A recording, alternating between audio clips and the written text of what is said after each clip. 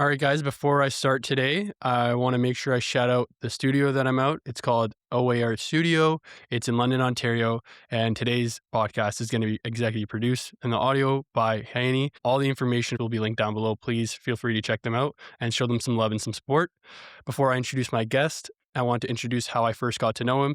So let me take it back to grade 8 elementary school volleyball, Clare Brenton versus Riverside. There was this one loud dude on the other team, got under all of our skins. We didn't know him at first, and I didn't even know his name. Fast forward, same guy transfers to my high school in grade 10, starts football at the same time I did, except he becomes one of the biggest stories in Canadian football, wins major national awards, becomes the first U Sports quarterback ever to be invited to the renowned Reese's Senior Bowl, and starts throwing darts in the NFL preseason. Today, I'm sitting with my high school quarterback and buddy, Taylor Elgersma. What's up, everyone, and welcome to Moony Talks, the #1 podcast in the world, according to my mom, and a place where we dive into dentistry, health, and everything in between. Emphasis on the everything in between for this episode. If you're new here, hit that follow button so you don't miss new episodes every other week. And if you've been following for a while, first of all, thank you. And second of all, share it with a friend, athlete, or anyone who needs a little inspiration today. Today's episode is special because this is a real life Canadian Cinderella story from someone who I've known for years. Taylor, welcome to the pod, bro. Hey, man. Appreciate you having me on. Absolutely. Now, for anyone who's listening, let me just give you a quick backstory on the guest today. Taylor is a kid from London, Ontario, Canada, Oak Ridge High School grad, Laurier University quarterback. And he's basically got one of the wildest Canadian quarterback arcs we've ever seen. The next chapter, he becomes the first U Sports quarterback ever invited to the Reese's Senior Bowl and actually goes out there and makes plays. And then he signs with the Green Bay Packers and gets NFL preseason snaps. And we're going to get into all of that. But first, how are things going, man? Going well, man. I'm excited to be down here. I'm excited to talk with you, talk some ball, talk life. So it's been going good. How's the start of the year been so far? I know we've only gone into it, but any crazy resolutions, anything changing this year? No, I think about, just trying to keep progression moving forward. I think that that's something that I always care about in my life. And, I think it's always good to start off your new year with some good rhythms. And so definitely have goals for this year, but I'm just kind of start the year off right. Absolutely. How about you? Honestly, not much. I'm trying to carry the momentum of last year. But yeah, let's get into it. I want to get into one of my favorite stories. And I don't even know if we've talked about this, honestly. But when we were kids, Riverside Public School played Clare Brenton. And there's a super loud kid on the other team. Like loud, talking, chirping, and getting in our heads, which is something that as a elementary school kid, you never like to admit. And I'm not proud of it, but she got under my skin and in my head easily. But that's what's crazy. Like that exact trait, being the guy that teams hate playing against, but love playing with, becomes a superpower later. So fast forward grade 10, we get this new addition to high school, tall, blonde hockey kid, fits in with the general population of the high school immediately. And then football happens. I'm pretty sure we both started football around the same time, but then one of us went on to become a national name. The other one started a podcast in dental school. So walk me through it. When did football become real for you? Yeah, I think that, like you said, I started football when I came to Oak Ridge. And as soon as I started playing, I fell in love with the game. I was a hockey player, like you said, coming in. And I think around, that grade 10, grade 11 year, I started to realize that I could continue playing hockey and maybe play junior somewhere, but that was kind of going to be the end of the road for hockey for me. And instead I chose, to pursue football. I saw, a longer path there, a longer career there. And the game was new to me, and I'd fall in love with the quarterback position and the leadership qualities that it takes to be a quarterback. The intelligence and the IQ that, is put on a quarterback's plate, along with, obviously football is a physical game. And so you have to be tough. And so I think that, it kind of brought out the best in me and fit my personality really well. And as soon as I started playing, I knew that, it was going to be something that I wanted to do for a long time. And so I've been chasing it ever since. I like to play rough, and I think that allows me to, be calm in the pocket under pressure. I think that, I'm not someone who flinches when guys are running at me, and when I get the chance to run with the ball, I like to drop my shoulder and seek out contact. And I think that obviously the higher levels of football you play, the more you got to protect yourself at the quarterback position. But I think that overall, that kind of mentality is something that I learned from the game of hockey, and I think that my teammates see that, and I think a lot of guys kind of adopt that same mindset. Absolutely. I remember too, before getting really into football, there was always the snowflake quarterback story. Doesn't like getting touched, doesn't like playing the game, really just likes throwing the ball. And that was the complete opposite. And it was nice for teammates for sure, because we knew we weren't out there alone. It wasn't some VIP. It felt like we were all part of the team. Even for me, when it was just grade 10 ball, grade 11 ball, it was still super reassuring. But after grade 10, after grade 11, after grade 12, Laurier career starts. And I know people see the highlights and awards, but they don't see the progression. So take me through those early years. You're not the guy immediately. You're learning, earning, getting the reps in. What was that stage like? Yeah, I think that that's a a really good point you made there about progression. I think that that's the whole reason why I committed to Laurier in the first place. I mean, I wanted to go be a part of building a winning program and being part of building a winning culture. And we were a 4-4 team when my class committed to Laurier. And like you said, in my first year, we had a fifth-year quarterback. And I learned, and we split time, and we split the starting job for my first year. And then from there on, it was, kind of our turn to build. And like you said, progression, 4-4 to 5-3 to 6-2 to 7-1 to 8-0 in our senior year. Just being able to build each year, year after year, like you kind of highlighted before, make the national championship and bring a Yates Cup back to Laurier. I think that's something I'm really proud of, that we went to a school that, started in one place in our kind of senior class. Together, we decided that was something we want to build and built year after year together. I remember too, like coming out of high school, there was like two different or three different, I guess, football players. There was the ones that stopped playing football. There's the ones that went to a good team, and everyone's going to say they're going to get no playing time till fourth year. And then there was the ones that went to a bad team, and people were like, yeah, they're just going to play for a bad team and get playing time, and nothing's going to ever happen from the team. And people thought you fell under that third category where you were just going to play for, it wasn't even that bad of a team, but you were going to play and nothing was going to come out of it. But then year after year, Laurier started winning more and more. And I literally remember I was like, I can't believe this. This is insane. And when you finally became that starter, it was like really early on. So what was that adjustment like? I can't even imagine, man. You're playing university ball against huge guys. Like, Yeah, I think that, throughout my whole career, I've been blessed with being able to get exposed to opportunities. And I think one of them is my first snaps playing OUA football were my first game ever as a freshman. Our quarterback got hurt in the first quarter of my very first game, and I got to get in there and help the guys get a win. And then I learned a lot. I had, learning experiences in my freshman year, getting to come back home and play against really good teams like Western, play against Trey Ford when he was at Waterloo in that era of Waterloo football, and be able to kind of learn from those experiences. And then when I was the full-time starter in year two, really be able to lean on them. And I had a lot of confidence going into my first year as a starter because, I had confidence I could play. I'd been out there. And then the other thing I would say is I was fortunate enough and to be selected to go to pro training camps right after my first season at Laurier. So my first offseason, second offseason, and third offseason, I got to go to training camps with the Toronto Argonauts and the Hamilton Tiger Cats, and being able to be exposed to pro coaching, be developed by those guys. And, one thing I say to a lot of guys that get the chance to do stuff like that is, you have to make the most of it. I think that if I hadn't gone and attacked those training camps, like I was there to make the team and like I was there to play from day one, even though I was still in university and had 3 years left in university, I wouldn't have got as much out of it. But being able to go there and soak it in and attack it like that, I think really helped develop me. I just remember seeing, oh, okay, there's a big camp Taylor's going to, or there's a big thing going to. It's one opportunity. Like, we all have bad games. Like, how are you not letting that pressure get you? Because I know, like, it's the same thing with, we can transfer a few things to, like, my field, so to speak. Like, there's that interview. You got to crush the interview. Like, there's no other option. So in my head, I'm like, yeah, no other option. You got to crush it. You got to prepare, and make sure all other things, all factors you can control.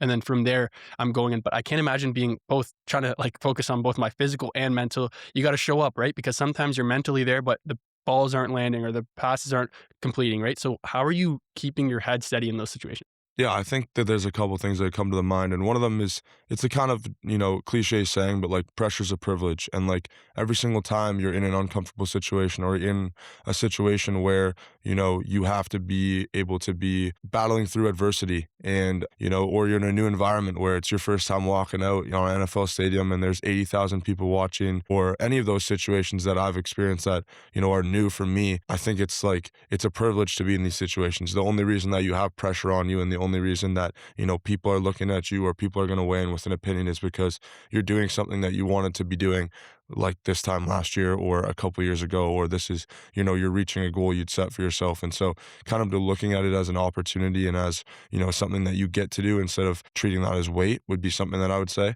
And the other thing is you kind of hit on it, like, you can only do so much, and part of it is, in my opinion, is trusting in God's plan for your life and trusting in what the Lord has for you. And that's something that I have a belief of, and I think that, it's my job to bring to the table, my best effort and my best qualities and compete to my highest level every single time I'm on the field. But ultimately, we play a game that sometimes you're going to get the bounces and sometimes you're not. And, am I going to be extremely frustrated every single time, I don't succeed? Yes, but is that going to deter me from, going and attacking that the next time? No. And so I think that that's kind of just the mindset that I have. You touched on faith there, and I absolutely want to get into that later in this pod because it's something that I know it's close and dear to your heart.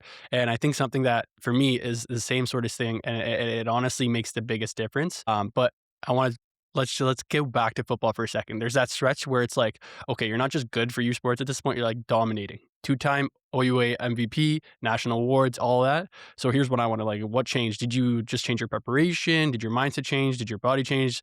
Yeah, I think that, my first year I was young and I was raw. Like I talked about, I had experiences that I needed to learn from, and I needed to get beat by a Trey Ford. I needed to get beat, by Western in my first year, when that team was coming off the Merchant era, and learn from those experiences. And I think going into my second year, I had a really good year from my first year as a full-time starter. And did I get awards that year? No, but I think I kind of showcased to the league that who I was and what was coming. And I just think I continue that natural progression going to year 3 and year 4. And obviously, year 3 and year 4 are the ones that, people see with the awards that you're talking about, and where there was really a big, maybe numbers jump. But my second year, I still had a, really productive season, and we, made a lot of strides as a group. And Mm-hmm. that was our first year playing collectively as an offense with some of my guys that I came in with, like Ethan Jordan, Raiden Thorne, Avery Scott, and the guys that I leaned on Monster. in that Laurier offense together. And so I think that was kind of our first time playing together, and we all showcased, what was going to happen, but we needed that, one kind of year to, iron out all of the kinks, you could say, and then going into year 3 is when we really exploded. Absolutely, and I wanna get into that little loss there before the switch flips, right? And this part is personal, like, I'll give you guys some context for the viewers. So, obviously, I went to Western for my undergrad, but since I was a kid, I was friends with football guys on both the Western football team and the Laurier football team, so I really wanted to go to the game, and I remember the year you lost to Western, after the game, I hit you up, and I'm at the library drowning in school, and texting you like, "Ah, man, I wish I could have been there," and, like, I remember just being like, because all my buddies were playing either on the Western team or the Laurier team, and obviously, I had a foot in both corners, but so I congratulated the Western guys, and then I reached out to Taylor to check in on you. And what shocked me is I'm literally in the library, right? And I'm sending you a snap when snapping used to be a thing, and I'm thinking, okay, he's gonna be either celebrating or it's the summer now, like he's not really too worried about anything. But you weren't in a slump and you weren't celebrating your time away from football. You were literally in the gym, and it was like pretty damn soon after. And I honestly couldn't believe I'm like, no way the Taylor I know from high school is in the gym like only a few days after his like probably what is a grueling season ended. So tell me, what did that initial loss do for you, and how did you turn it into fuel for the Western Laurier rivalry? Yeah, I mean, I think that loss, when we got knocked out in 23, I think I was in the gym the next day. Both times we lost to them, the next morning. And I think that, for me, it's like, kind of got to keep, moving forward and moving on. And that's kind of what life's about. And that's something that, I learned from my coaching staff, and also I learned from this game, is that, all you can focus on is your process and your body of work. And, in my mind, it went, we lost. And so now this is day one of us trying to beat them next year. And so, what can I do to make sure that I have no regrets this coming up year, is that I can start working right now. And so I think that that's, kind of the way you got to attack anything in life is, if you take a step back or if you fail at something, well, the best thing you can do is to start working at your next goal right away. And so that's kind of the mindset that I think our team has. And I try and lead from the front in that way, and showcase that that's who I am. And sometimes it's easy to feel sorry for yourself or feel like you don't deserve a certain thing. But instead, let's just get back to work and let's go make sure that doesn't happen again. And honestly, I was literally feeling sorry for myself. I'm like, man, I couldn't make it to that game. I'm at the library studying. Nobody else is working right now. All my friends just went up and enjoyed this football game, and they're all having a great time. And I get this snap, and sure enough, you're literally in the gym. And I was like, all right, there's something here. Like, so I couldn't, and I didn't want to admit it, right? Like in high school, you don't want to admit it. And then I'm realizing, no, something's being built, because then you go on to have seasons where it's like, okay, yeah, this isn't luck. This is built. First Yates Cup, you win it, and you're the MVP. And then the UTEC Bowl, this is one where you throw for over 450 yards and 5 touchdowns, which is like, for those of you who don't watch, like, it's insane. So tell me about your mindset during that like run where you just go absolutely nuts. Yeah, I mean, I think, like I said, I was blessed with, a program that we were able to build together. And so I think that going into our senior year, we had a ton of confidence, but we also knew that this was, the time to get it done and the time to walk away with the Yates Cup championship in our senior year and attack the national championship. And that was a goal from our group from the very jump. And being able to do it at home in front of our crowd and have, a whole, community of Laurier rush the field after we won the Yates Cup was an unbelievable feeling. Mhm. And then, like you said, going on to the UTEC Bowl and being able to go take care of business over there. And lean on my guys and watch, some of my receivers go off as well. I mean, it's super exciting for me. Obviously, I enjoy, being able to perform really well on big stages, but it's a testament to the group around me. It's a testament to the hard work and the coaching staff and all of that. And now you mentioned it, so we gotta talk about the headline everyone's been talking about, the coaching staff. What does Taylor Elgersma, the pride and joy and all-star quarterback from Laurier football, think about his old coach, Michael Folds, leaving after 13 years with Laurier and taking the head coach job at the rival school, Western? Yeah, I think that, the first thing I'll say is like Michael Folds will always be someone who I respect and have a really good relationship with. He's done so much for not only Laurier football as a whole, but for me personally. He was my coach for the entire time I was at Laurier. He's who recruited me to Laurier. And I still am always going to keep in good relationship with him and good contact with him and respect him and love the man so much for what he's done for me. I mean, obviously, you never want to see anyone go from, the right side of a rivalry to the bad side of a rivalry. Yeah. And I'll never be someone who, doesn't bleed Laurier through and through. But I think that, it's understandable. And since it's his alma mater and there's a lot of factors that come into the decision. And so, ultimately, like I said, I'll always respect him, but I never want to see him on those sidelines. Yeah, yeah, absolutely. And it's honestly, it's a funny thing to ask because we all know, like, and it's what you said, right? It's alma mater, and I kind of get it. He used to play for Western. He's won trophies at Western, et cetera, et cetera. But it's definitely still a move that esports that everyone's talking about right now. But yeah, it just makes complete sense, and I couldn't agree more. Now, we got to talk about something where the whole football world started looking at you. You become the first U Sports quarterback ever invited to the Reese's Senior Bowl. Now you're on ESPN, you're on all these different headlines. You're getting picked up by sports media outlets, and it's not just cool. It's like you're making history at this point. So I want the full story. How did you find out, and who told you? What was your reaction? Yeah. So, um, I'll give you a little bit even more context to kind of how the Senior Bowl happened and through my draft process. And so I'd gone down to the States in Alabama to work with QB Country, which are my quarterback trainers. And that was to prepare for a small school showcase called College Gridiron Showcase in Texas. And I went down to that and I performed well there. I interviewed well there. And from that, I got invited to the Tropical Bowl in Miami. And so I went, down to Texas, played well at that showcase, and then got elevated to the Tropical Bowl. And then I went to the Tropical Bowl and I played well at the Tropical Bowl. And so I was talking with, Ben Neal from QB Country, and Will Howard ended up getting banged up in the national championship, in the Notre Dame, Ohio State national championship. And that kind of opened up a quarterback spot. And the Senior Bowl had kind of seen my progression through, those two all-star circuits that I had done and how I'd played. And they got some, vouching from, my quarterback coaches down in Alabama who had brought me in and compared me against the D1 guys and where I was at. And, they believed in me and they gave me a shot. And I got the invite from, David Morris and also from the Senior Bowl itself. And being able to get that call was super cool. And you said it right there, man. Like, you got the call and someone was injured, they dropped out, and you're there. And it's not just a photo op. You're not just filling in for somebody who got injured. You're practicing with the guys from major programs, scouts everywhere, and you're actually making throws, proving you belong, making plays. Now, what was the biggest difference between that environment and anything you had experienced before? Was there anything new? Yeah, I mean, it was all new. I mean, I think obviously the level of athlete was something that there was a really big jump in. I mean, these are the top guys in the entire country. The Senior Bowl is for the best draft prospects in the NFL draft each year. And, being able to be in rooms with those guys and compete with the guys that you saw get picked, extremely high in the NFL draft this year. The quarterback room that I was in had Tyler Shuck, who's the starter for the New Orleans Saints, Dylan Gabriel picked very high by the Cleveland Browns, Jalen Milroe picked from the Seattle Seahawks, Jackson Dart, obviously New York starting quarterback, and Riley Leonard. So being able to be with those guys and be with them for a week and share an experience of getting coached by, these elite and high-level coaches that are, head coaches, coordinators across the NFL, was great for me. And it was 100% a new experience, we're playing in front of a lot of people every single day.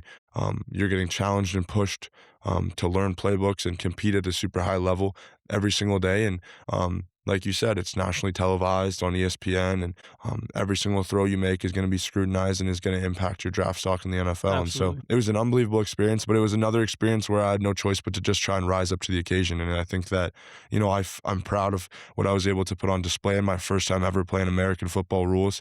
For the people who don't know a ton about football, Canadian football and American football, we play with a different number of guys on the field, different rules in terms of motion. We throw a different football. And so this was my first first time adjusting to all of those things, but it was such a cool experience being able to soak it in, and also, like you said, being able to be happy with how I played. Like, this is insane. Like, we're talking about a different sport at this point. Different ball, different rules, different downs. Like, it just sounds like crazy. And you go out there and you show up. And I know, I remember watching some of the interviews back then, and you attested it a lot to faith and your faith. And I want to go into that because I know it's a place where not many interviews go. And I want to go somewhere deeper because I know that's a big part of your story. So just a quick story time in fourth year for everybody, just to give you guys some context and a little bit of an insight into me and Taylor's relationship.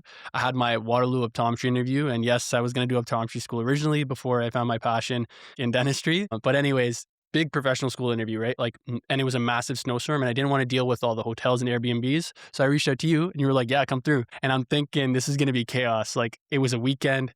I'm a Western guy. I'm going to Laurier, and this is like I'm thinking this is a bunch of football players in the same house. I'm going to get zero sleep before one of the biggest days of my life. There's going to be a bunch of people and girls and all of this. But I knew it wasn't what I needed that night before my optometry school interview. Anyways, I walk in and it's you and your roommates and you're watching a Netflix show about the Bible and the teachings of Jesus on a weekend night. No girls, no drinks. In fact, you were telling me that same night about a girl you were super into. You thought she was a real deal. And fast forward today, you two are in a beautiful, healthy relationship. But I was like, first of all, who is this guy?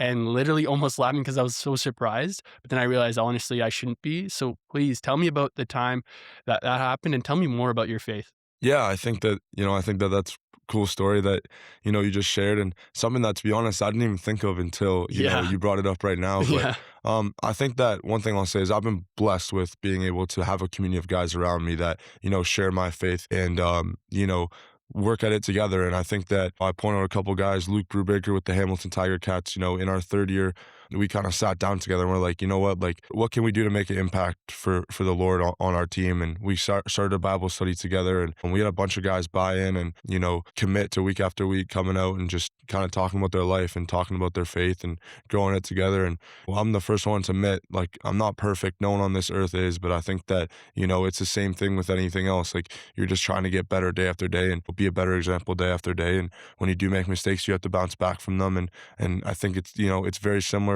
I view, faith very similar to how I view life. And it's something that I think, is a progression and you keep trying to get better at, but ultimately it comes down to being a good person and loving others and loving the Lord. And so that's kind of a little bit about it, but it was really nice to have a community of guys at Laurier who also, wanted to grow in their faith and wanted to become better men.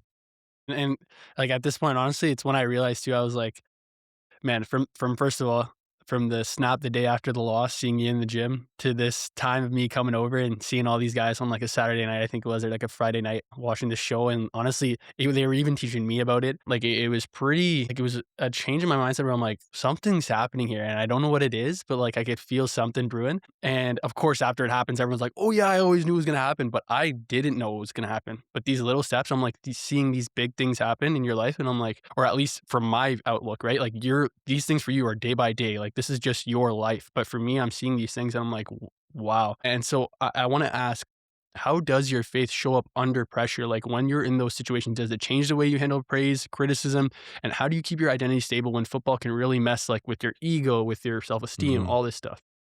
Quite candidly, like, I think it's something that every athlete who's, someone who has faith battles with, and it's something that I battle with all the time. And, you want to have control over outcomes in your career. You want to have control over outcomes in the game. And you ultimately always want to win and have success. But, the Lord gives and the Lord takes away. And like you said, there's criticism from other people. There is praise from other people that's equally as detrimental to you Mhm. as criticism is. And I think I try my best to remind myself that, like, the only reason I'm here is because of the blessings that the Lord has put on my life, and I wouldn't be in these situations if it wasn't for Him, and I wouldn't be in these situations if it wasn't something that He prepared me for and made me for.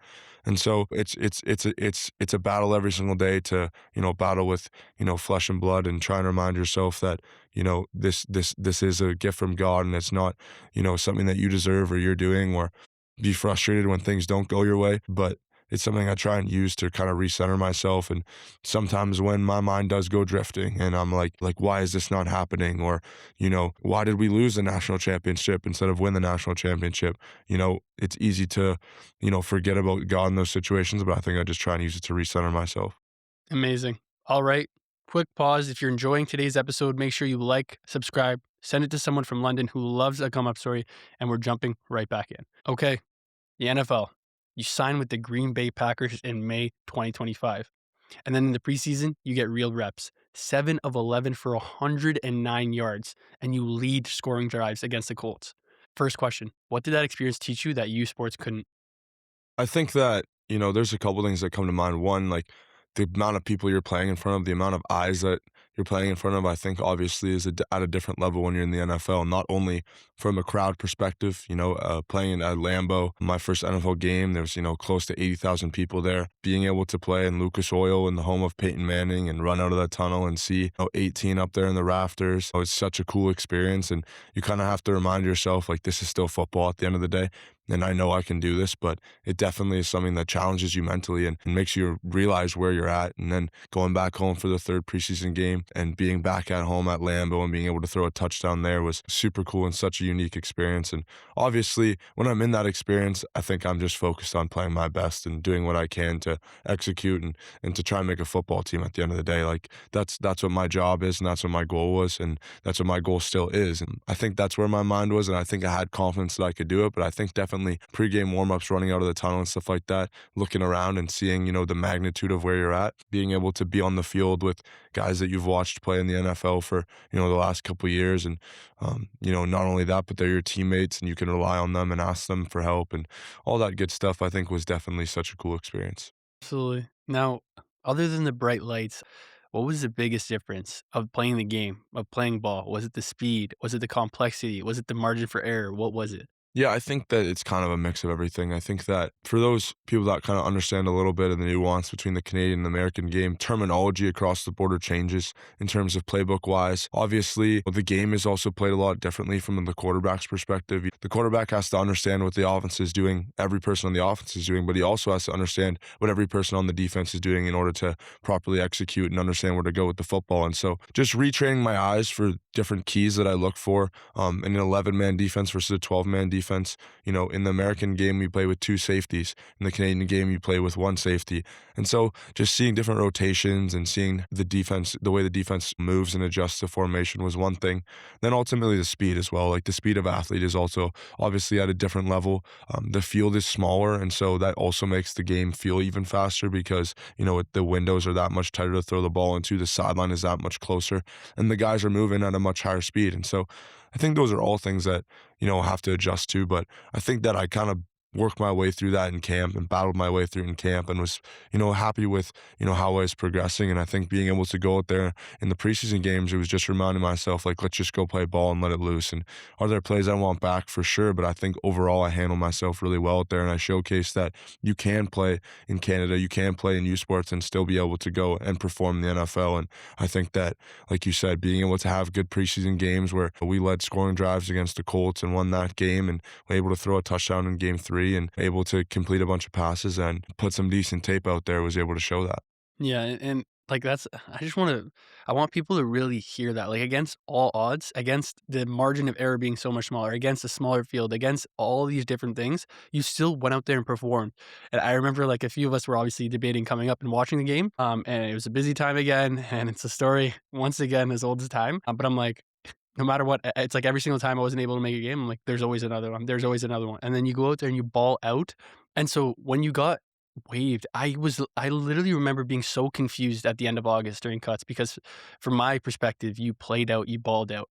So what was your mindset during that night? Like what happened? I mean, I think that this is the pro game, and I think a lot of people maybe don't understand what pro sports is like, but that's what this business is. And in this business, every team is always trying to find every single small edge to win. And obviously, I have confidence in myself and felt like I showcased, enough that I also felt like I hoped I was going to be able to stay. But I think that it's the same mindset that you have when you lose a national championship. Like, there's another opportunity coming, and that was a good step forward, and I think I showcased who I am as a player, and it doesn't mean that there's not another contract coming. And so I've been, doing workouts with a bunch of teams. I've done the Giants, the Dolphins, the Bears, the 49ers, and hopefully a couple more here coming up where, someone's going to pull the trigger and that next opportunity is going to happen. And if it doesn't, then I'll sign somewhere else pro, and then I'll keep battling to get back to that spot. And so I think that as much as I'm happy with, what I put out there, am I satisfied with being able to show that I can do it?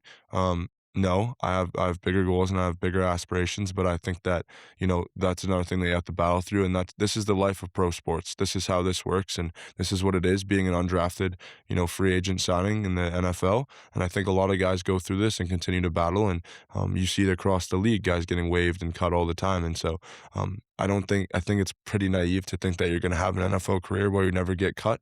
I think even the best players in the world get released, and so that's just part of the game. Just keep pushing forward.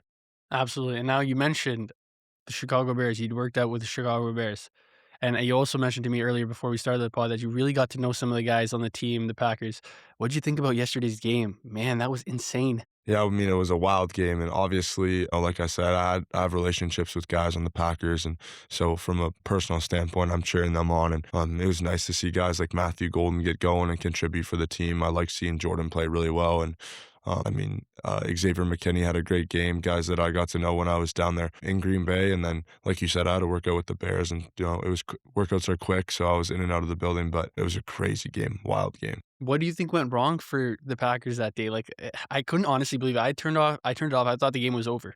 Well, I think that, one thing that people maybe again don't realize about the NFL is how small the margin of error is and how tight each team is. There's no teams that, are bad. Everyone is a pro. Everyone shows up to work, and everyone has a certain mindset that, you want to be the best. And especially in the playoffs, you always have to battle for 4 quarters. And Chicago's done a great job all year of coming back in the fourth quarter of games and battling through. And I mean, when you're competing at that high of a level with the athletes that are that good, there's so many variables that can happen. And that's why everyone loves watching the game. Yeah, absolutely. Now, I want to ask a question that even I hate answering, but I think I know the answer for you. What is next for Taylor Elgersma? Now, you were drafted by Winnipeg in the CFL, and I know there's some interest, maybe even some workouts with certain NFL teams that you'd mentioned. And I also remember at one point med school was an option. And for those of you who don't know, like Taylor isn't just some guy that picked up football or hockey because he needed to. Like this guy was, I don't know if he likes to show it, but he was gifted in elementary. Like he's a smart guy, right? So when he said med school, we all thought, yeah, that's probably an option too. What is it for Taylor Elgersma? Is it going to be Dr. Taylor Elgersma? Is it going to be, is he's going to be signing with a new team? What's next? What's the goal? Yeah, so for me, I think one thing I've realized is like I think I always want football to be my job and be my life. And so for right now, like I said, I've been pushing through these NFL workouts, and hopefully are more coming, and hopefully a contract will get signed here in the next little bit. But if it doesn't, then I'll sign in another league pro. Like you said, Winnipeg owns my rights in the CFL, and I'm going to keep battling and keep pushing to be the best pro player I could be. I'd be happy playing pro and having a long career no matter where that is. Obviously, you always want to push to be the best, and I'd be more than happy to go compete for Winnipeg and do the same thing, of learning and joining that pro process and learning from them and continuing to develop every single day and be the best player I can be for as long as I can be. And then I think that whenever that time comes, hopefully it's 15 years down the road when my playing career stops, one thing that I want to do is I want to get into coaching. And, I've have dreams of being a head coach, somewhere one day. And I also have dreams of, I started my own coaching business with Ethan Jordan, one of my, receivers, and also a fellow Heck Crichton winner, from my Laurier team. And so we've kind of started our own business there. I've put a lot of time into building my coaching resume and coaching at Laurier right now in this kind of, weird, period in my first year as a pro. And then obviously, I want to play for as long as I can. So I think that, my immediate mind is staying on football in some capacity. But I think that being able to use my talents in different ways in a business perspective or in a coaching perspective when I'm done playing also excites me for sure. Absolutely. Now, tell me more about this coaching business. So you started it with a buddy that you played with, and so who's it for? Where can people find out about it? Yeah, so it's called Path to the Pros Football. You can find us on Instagram. It's me and Ethan Jordan, and Ethan Jordan was, my best receiver when I was playing out Laurier, and when I left in 24. He stayed back for one more year in 25, and he won the National Player of the year after I did, and we were the first, quarterback receiver duo to go back to back ever for National Athlete of the Year. He's a draft pick from the Ottawa Red Blacks, and so we're kind of in a similar situation where he's going and chasing his pro dream, and I'm chasing my pro dream, and as we both chase our own football pro dreams, we want to help young athletes and young football players reach theirs and start to aspire to make the pros and to be draft picks and to get into that life like we did. And so, like I said, that's why we called it Path to the Pros Football. We're offering training and camps and sessions that young guys get better. And I think it'll be something that continues to grow year after year in our off seasons. And we have big goals for it coming. So yeah, you can tap in with us there. Absolutely, and I know, like, it's a similar thing for me, like, you started football in grade 10, man, so, like, now the things you know that you wish you could tell yourself maybe in grade 9 or 8 or any of these younger ages, like, it's probably so valuable to an up-and-coming player. It's the same thing for me in dentistry, like, I figured out dentistry was for me in 4th year, right? Like, I thought optometry was the whole thing, but if I knew dentistry was for me, it coulda saved me a year, right? It coulda saved all these different things, so I think there's a lot and it's just so fulfilling to like, pursue that mentorship path too, especially down the road. Now, I want to transition to rapid fire. So we're going to go over some short questions. And before that, I did see something on Laurier. There's something about them signing like some D1 quarterback or something like that. Like, what could you fill me more in on like when that happened and Yeah, who this so person is? so after my senior year when I left, we brought in Cal Wither from Ohio, and he had a great year last year. He's the one who's thrown the ball to EJ in Hmm. this last season, and I got to know him pretty well. I'm coaching with the team right now as the quarterbacks coach, and so Hmm. being able to work with him has been awesome.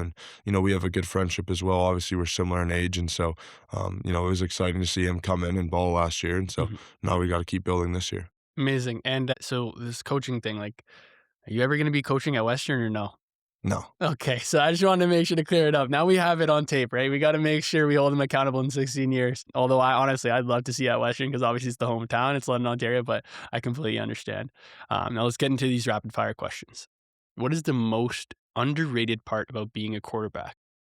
I think we kind of touched on it before. I'd say toughness. I think that a lot of quarterbacks, maybe aren't as tough as you should be. And I think you're a football player at the end of the day, so be tough. Did you ever consider playing a different position?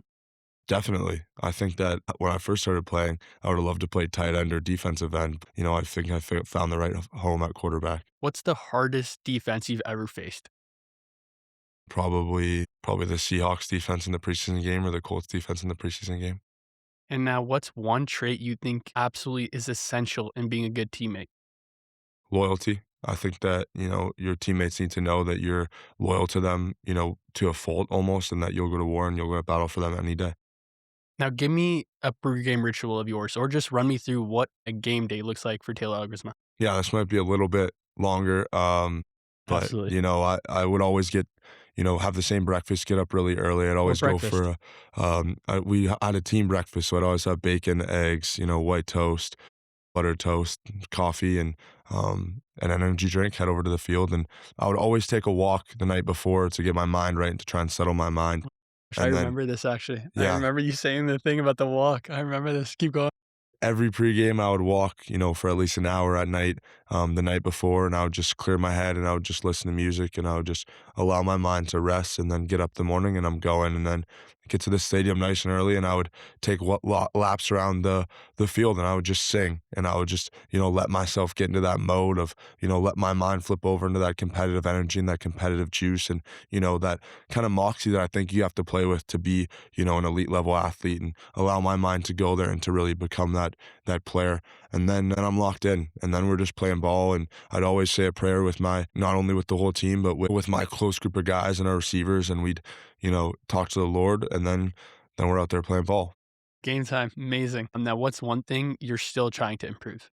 I think that there's a lot of things I'm still trying to improve, but one of them for me would be my footwork. I think that's something I can always clean up. I think that I'm also always trying to get more athletic and explosive and gain more experience in terms of a knowledge perspective. So I think there's always a lot of areas you can grow in your life. Crazy goals for 2026, other than the probably obvious one. Yeah, I would say my main goal right now is signing that next contract, no matter where it is, and ultimately, earning a spot in that organization, no matter where that organization is, to be there for the entire next year, would be the big one for me right now. Amazing. And how about some personal goals? Anything about being more in touch with the faith, hitting the gym a few more times, anything like that? Definitely. I think one of my goals for this year is to read 15 books of the Bible and to, spend diligent time in what I'm doing, focusing on what those books are and the teachings of them, and trying to write as many things down as opposed to just trying to read them and remember them, but actually, get my thoughts out onto a piece of paper. So that's one of the goals I have written this year. I also think, relationship goals are something that you always should be building towards, relationships with your boys and your friends and your family, but also, my girlfriend, and being able to, grow all those relationships in this season as well. Amazing. Now, if football ended tomorrow, what would you chase? I think it would be, you know, if it was playing and then tomorrow, I think I would hop right into coaching and pursuing the business aspect of this and growing that side of things. But my backup plan has always been firefighting as well. I think that, you know, that's something that a lot of the guys that I know do that and, you know, feel that team environment and feel that camaraderie that you do when you're playing like you're in a football locker room. And so I think that those would be kind of be my natural progression is coaching, business, and then firefighting. Not gonna see you in a med school anytime soon. No, man, I'm done with Okay. school. That's my last attempt at it. That's my last shot. If you could go back, would you do it all over again? 100%. I think that not only the lessons I've learned through this, but the experiences I've had through this, I would do it the same way. Amazing.